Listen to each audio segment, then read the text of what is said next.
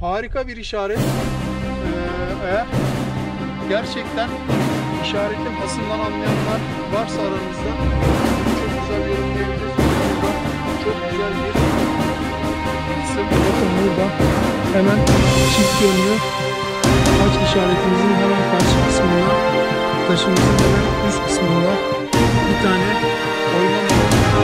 Bu kısımda arkadaşlar bir tane yine bakın arkadaşlar kenara ne kadar içeri giriyor.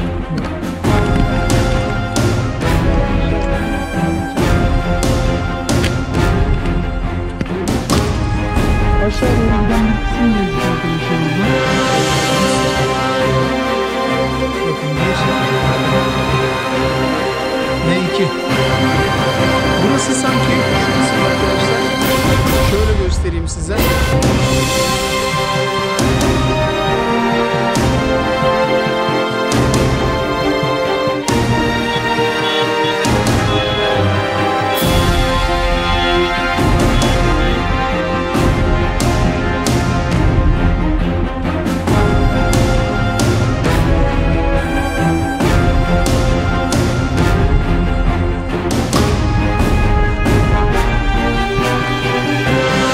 Merhaba arkadaşlar, Define Vadisi kanalına hoş geldiniz. Yeni macera, yeni bölgeye hoş geldiniz diyorum. Herkese selam olsun arkadaşlar.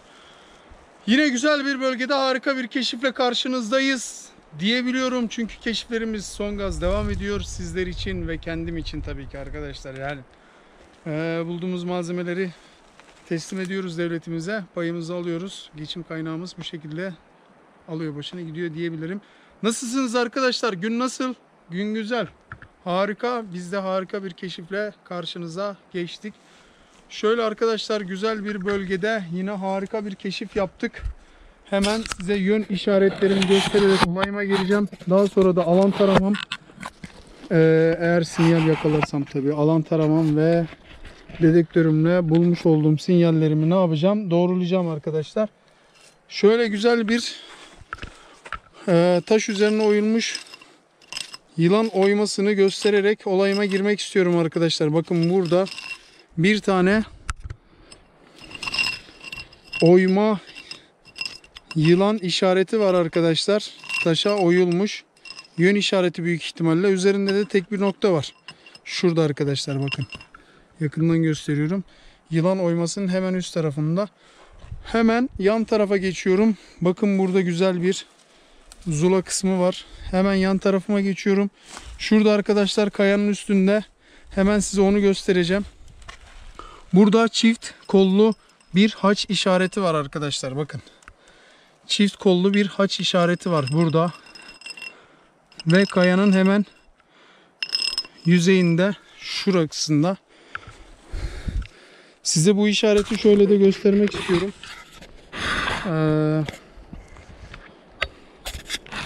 Şöyle elimle de net bir şekilde göstermek istiyorum arkadaşlar. Bakın. Çift kollu bir, iki kollu bir kaya işareti var arkadaşlar burada. Şu kısımda. Harika bir işaret. Eğer gerçekten işaretin hasından anlayanlar varsa aranızda bunu çok güzel yorumlayabilir. Burada çok güzel bir kısım.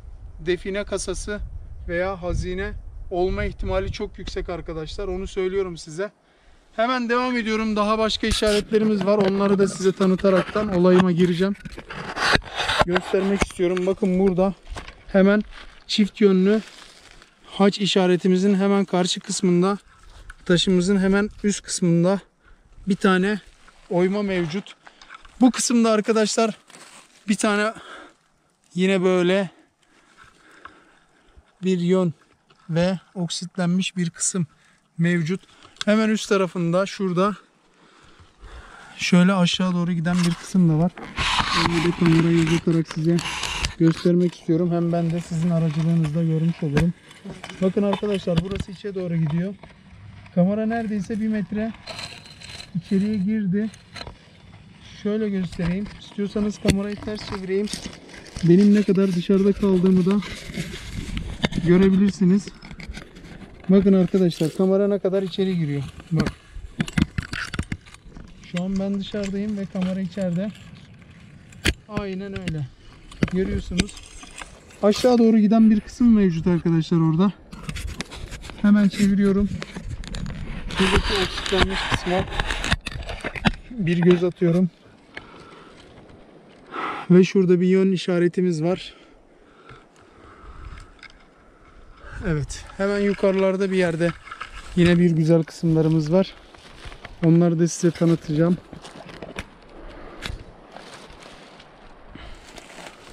Hop. Kayamızın alt tarafı arkadaşlar. İkiye bölünmüş oyması olan bir kaya. Hemen şurada bakın cep şeklinde bir oyması olan kayamız var. Hemen yukarıda da bir tane oyma olan kısım var. Şurada. Bakın 1 ve 2. Burası sanki şu kısım arkadaşlar. Şöyle göstereyim size. Burada bir insan figürü var. Bakayım hanginiz, kaçınız algılayacak. Birinci göz, ikinci göz ve şurada ağız kısmı var arkadaşlar. Şurası burun ve ağız kısmı. Burada çok güzel bir işaret var. Bakalım kaçınız fark edebilecek o işareti.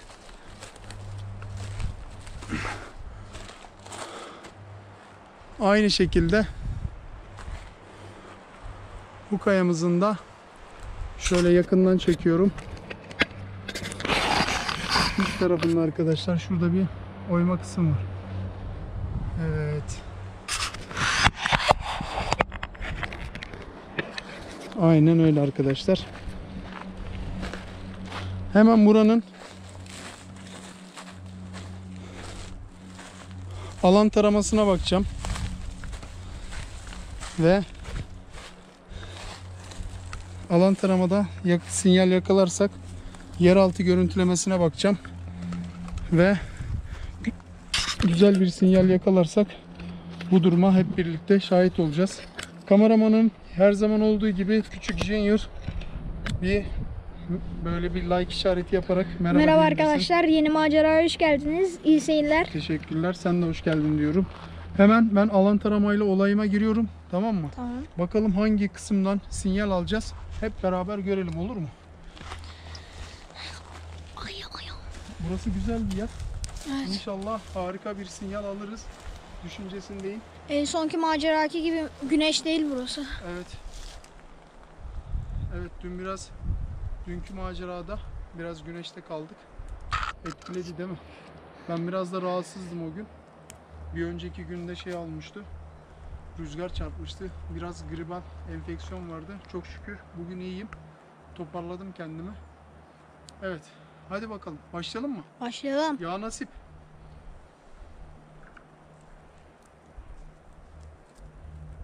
Evet. Alan taramamız aktif arkadaşlar. Ve şu an frekans peşinde.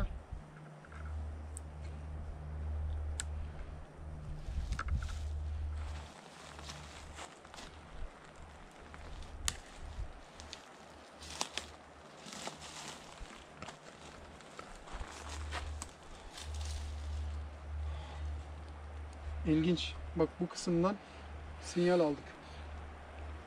Görüyor musun? Evet. Farklı bir açıdan gelmek istiyorum. Sen burada dur. Şurada dur. Ben şu taraftan geleyim. Bakın o taraftan gelince nasıl bir tepki oldu. Hep beraber gelelim.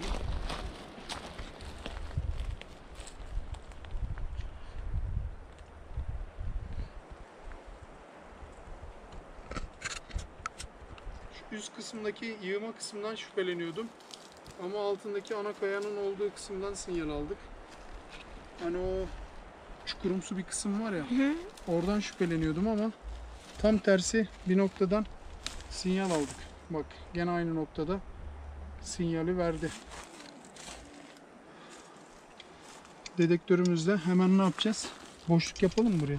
Yapalım. Bir boşluk yapalım. Dedektörümüzle de bir sinyallerimizi kontrol edeceğiz. Gerek duyarsak yeraltı görüntülemeye de bakmayı düşünüyorum. Çünkü yeraltı görüntülemede bu gibisi durumlarda çok işime yarıyor.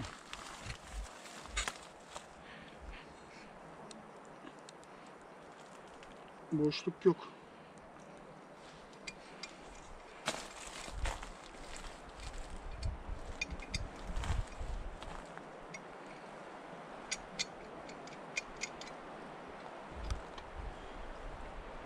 Evet, boşluk yok. Dedektörümle bakacağım. Bakalım nasıl bir şey var burada.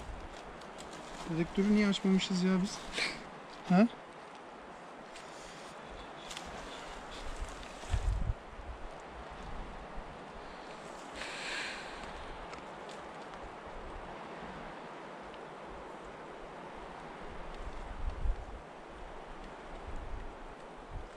Evet, dedektörümüz açık. Şöyle bir topraklama yapalım.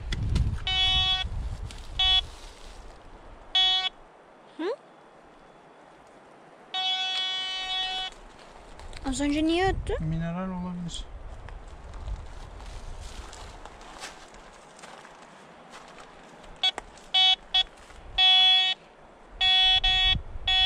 Bak. Alantramayla sinyal aldığımız kısım. Evet. Bak. Görüyor musun? %60 değerli. Aynen. %60 değerli. Bir de diyormuş %60 elmas. Elmas. Olabilir. O kadar da değil canım. Çok komiksin. Keşke. Dur bakalım yeraltı görüntülemeyle bir bakalım. Şimdi elmas mı değil mi ben sana söyleyeceğim. Sen de hemen ufaklardan böyle yükseklerden uçmaya şey yapıyorsun.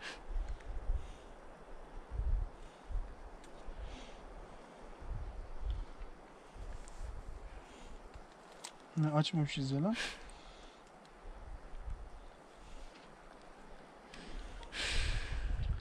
Üç B tarama. Taramayı başlat.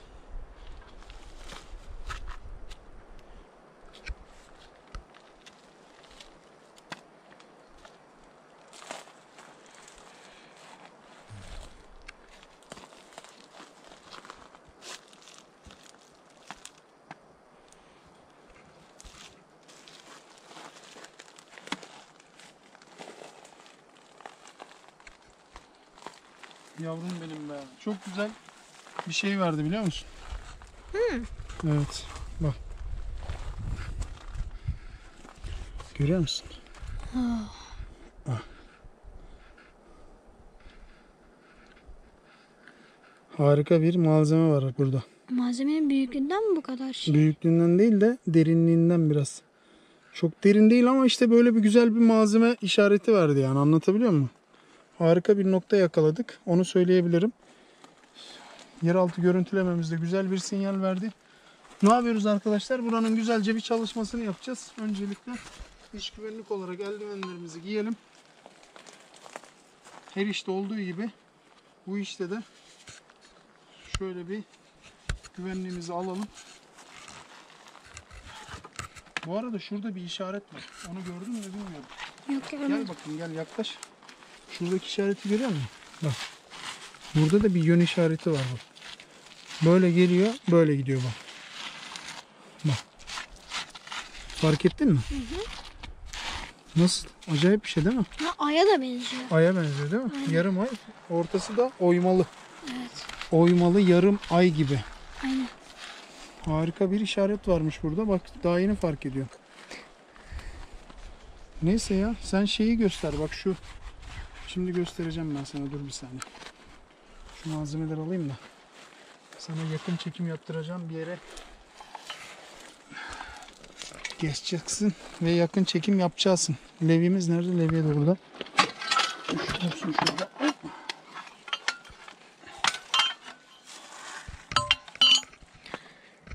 Dedektör. Neresi yakın çekim yapacağız? Gel.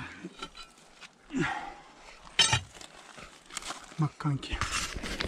Şurayı görüyor musun? Şu üst kısmı hafif çek bakayım. Bak orada bir renk değişimi var. Şöyle şurayı bir göster bakayım. Gösterdin mi? Çok değil babacığım. O kadar çok kirli mi lan? Bak buradaki tanıtacaksın. Diyeceksin ki işte bak burada Oyma. renk değişimi olmuş. Oksitlenme var. Anladın mı? Aynen. Bak şurada tam tepede. Kayanın üstünde. Anladın mı? Tamam hadi gel bakalım hadi. Yeter o kadar. Evet arkadaşlar. Sonuncu işaretimizi de gördük. Sinyallerimizi aldık.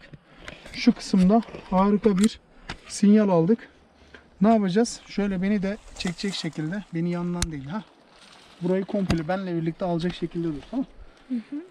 Buradaki çalışmalarımızı başlatacağız. Bakalım hep beraber göreceğiz arkadaşlar. Neyle karşılaşacağımızı. Yağ nasip diyoruz değil mi? Şöyle Evet. çekicimize ufak bir ayar verelim. Kazmamızı alalım ve şurayı bir temizleyelim. Pointerle bakmadık değil mi biz buraya? Hayır. Bir de pointerimizle bakalım.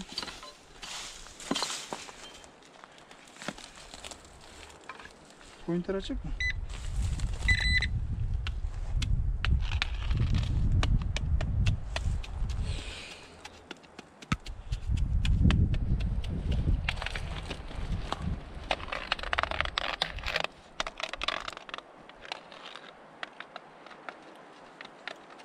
Oranın da bak şurası var ya, inanılmaz yumuşak ha.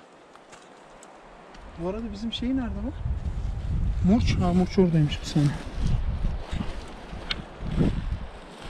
Şuradaki işareti gösterirken oraya çekmişiz. Fark etmedim. Bak şuradaki. Bak görüyor musun toprak kısmı? Bak toprak dökülüyor, görüyor musun? Evet. İnanılmaz bir şey.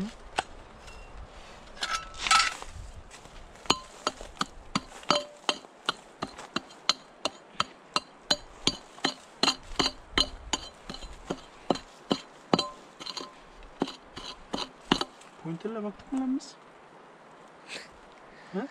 Kaç defa bakayım dedim Baktık, bakmadım. baktık. He baktık doğru.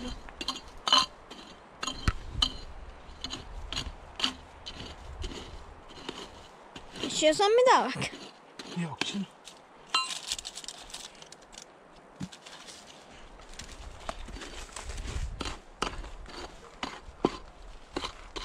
Ya bazen böyle hayvan gibi dalıyoruz araziye, tamam mı? Malzeme de yüzeysel oluyor, kırılıyor, ondan korkuyorum. Geçen vazonun bir tanesini kırdık. Oo, böyle var ya şeydi. Kütahya porselene benziyordu, süperdi ya, yemin ediyorum. Kırıldı, yapıştırmaya bir yerlere gönderdik ama eski halini alacağını sanmıyorum yani. Kütahya porselen takımı. He? Kütahya porselen takımı. Takım değildi ya, sadece bir vazoydu ama çok güzeldi yani. İçinden de güzel paracıklar çıktı. Ama üzüldük yani. Şu şeye çıkıyor mu acaba? Ben hatırlamıyordum. Ben yoktum Yok, sen galiba. yoktun ya. Bamsi ile gelmiştik, Bamsi ile keşfe. Bamsi. Bamsi'yi biliyor musun? Ya. He? Ya. Geçen karşılaşmıştın ya oğluyla falan. Düğünde. He. He tamam. Hatırladın mı? Hatırladım.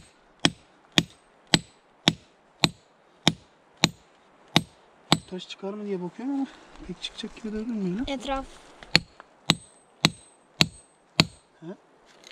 Yok. Hani dedim kolaylaştırır mı işimizi ama.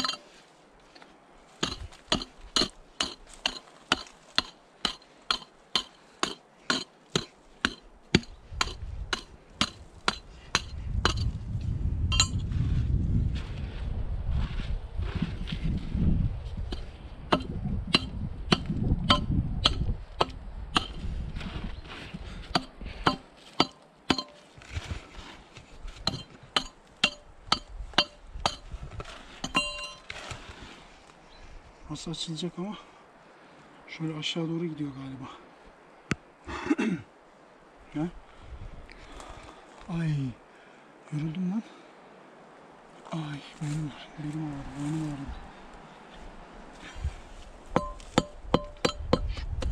altı boş ama sağlam gibi duruyor, anlamadım ya. Kırılıyor mu acaba? Bak. Boşluğu duyuyor musun? Hı hı. Niye açılmıyor peki? Belki alan taramanın boşluğu da oradandır. Olabilir.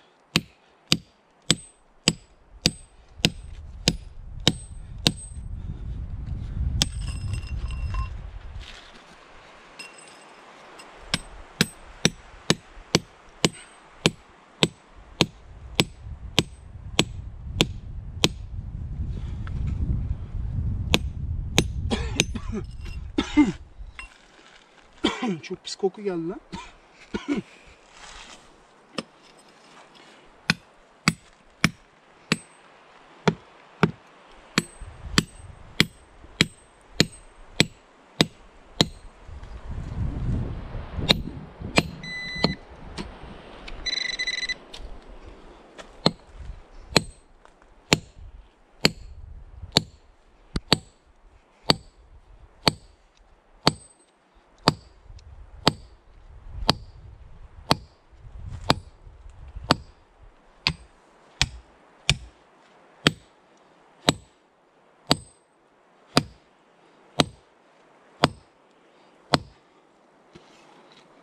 Altı boş ama sağlam. Nasıl oluyor ben anlamadım. He? Tılsımlı bir yer olabilir mi? Yok canım, sen de her şey kızım.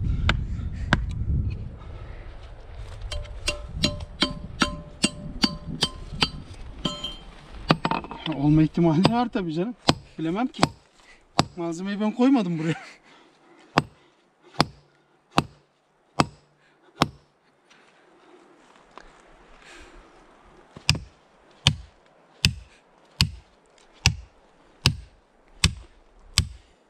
Sen de her şey tılsımlı diyorsun canım.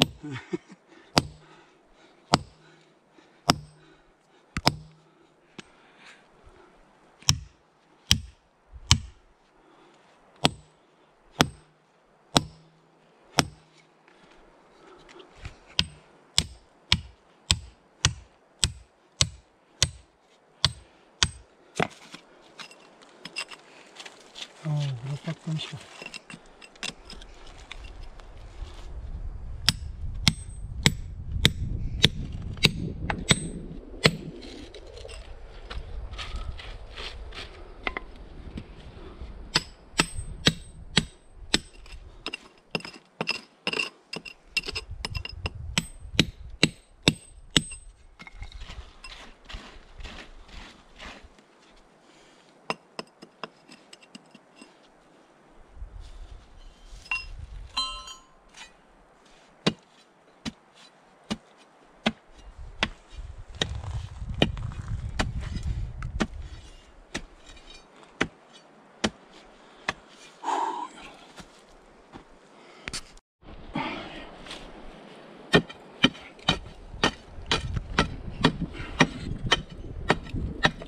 Burada sinyal oldu ama ana kayalık acayip var ya. Ha? Hı hı.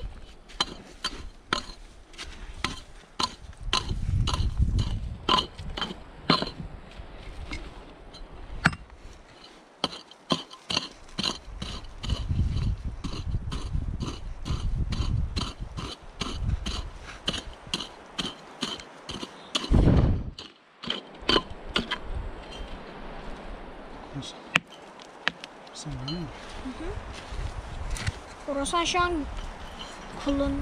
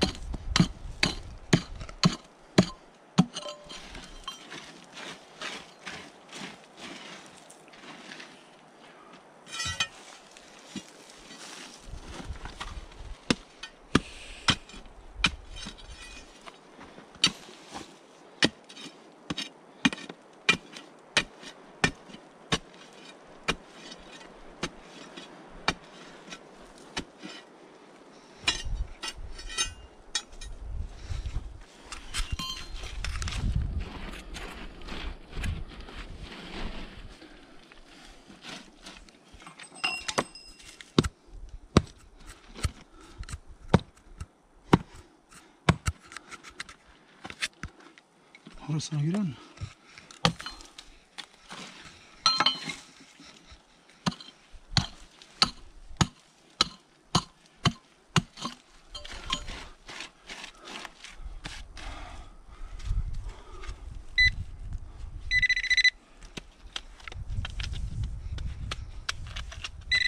Aa. Şaka. Oho. Malzeme çıkmış bak. Çıldırıyor. Evet.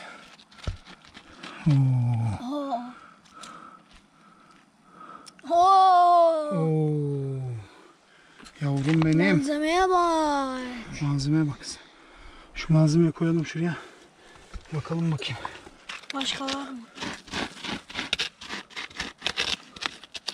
Dedektör nerede? Dedektör.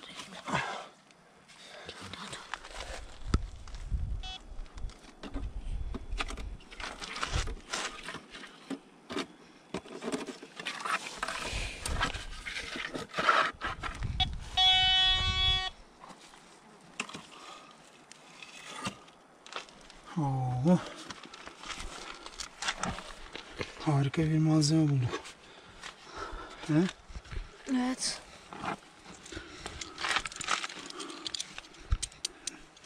Ne bu? Bu ne lan? Bu nasıl bir şey? Ben de anlamayacağım. Ben hala anlayamadım. Allah Allah. Bak yüzükle bileklik. Ha. Vallahi bak adamlar malzemeyi küçültebilmek için ne yapmışlar bak görüyor musun? Evet. Büyük ihtimalle gümüş malzemeler. Görüyor musun? Eskimiş, çürümüş artık yırtılmak üzere bak. Bak görüyor musun? Bayağı bir eskimiş. Daha fazla dursa ikiye ayrılacak.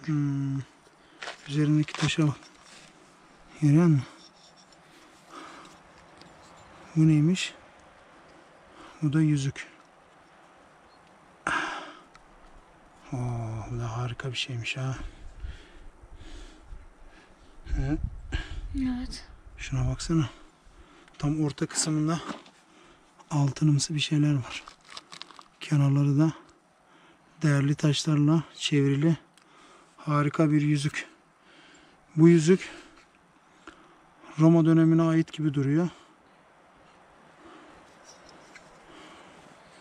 O zaman büyük ihtimalle bu da Roma dönemine ait olabilir.